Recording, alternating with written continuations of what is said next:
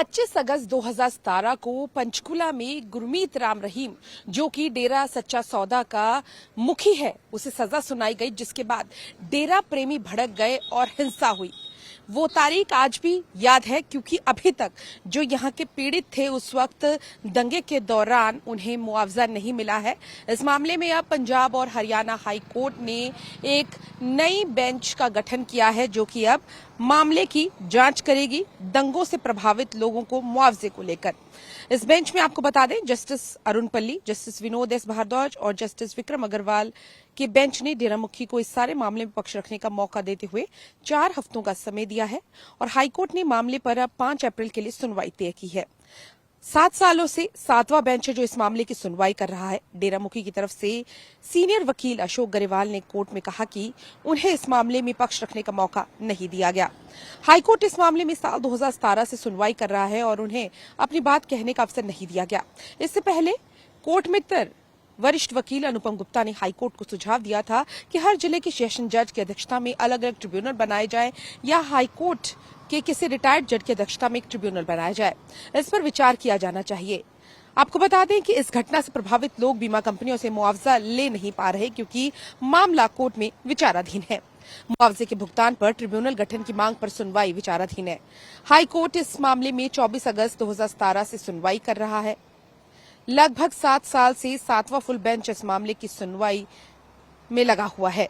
इससे पहले सुनवाई कर रहे जज रिटायर हो गए या फिर प्रमोट होकर दूसरे राज्यों के चीफ जस्टिस बन गए। हाईकोर्ट को तय करना है कि दंगों के दौरान पब्लिक व प्राइवेट प्रॉपर्टी का नुकसान हुआ, आखिर उसका आंकलन कैसे किया जाए।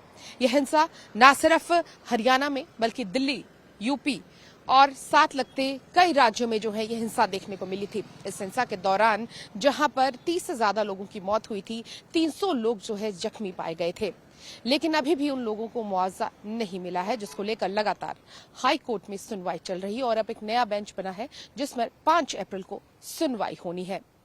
कैमरा पर्सन रोहित के साथ पूजा वर्मा, डेली पोस्ट पंजाब, हरियाणा, हिमाचल। 25 अगस्त 2017 को पंचकुला में गुरमीत राम रहीम, जो कि डेरा सच्चा सौदा का मुखी है, उसे सजा सुनाई गई, जिसके बाद डेरा प्रेमी भड़क गए और हिंसा हुई। वो तारीख आज भी याद है, क्योंकि अभी तक जो यहाँ के पीड़ित थे उस वक्त दंगे के दौरान उन्हें मुआवजा नहीं मिला है। इस मामले में अब पंजाब और हरियाणा हाई कोर्ट ने एक नई बेंच का गठन किया है, जो कि अब मामले की जांच करेगी दंगों से प्रभावित लोगों को मुआवजे को लेकर।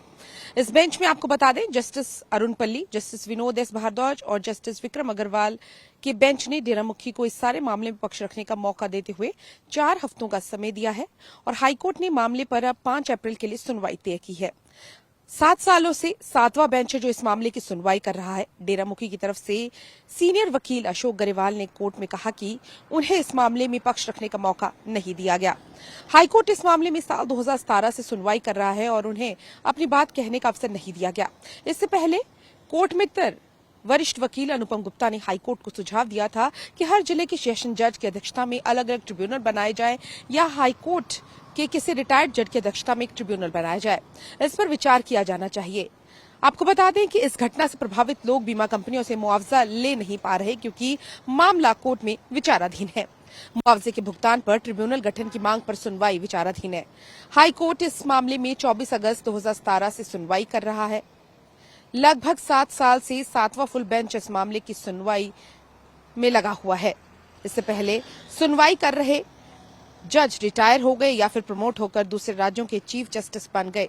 हाईकोर्ट को तय करना है कि दंगों के दौरान पब्लिक व प्राइवेट प्रॉपर्टी का नुकसान हुआ, आखिर उसका आंकलन कैसे किया जाए।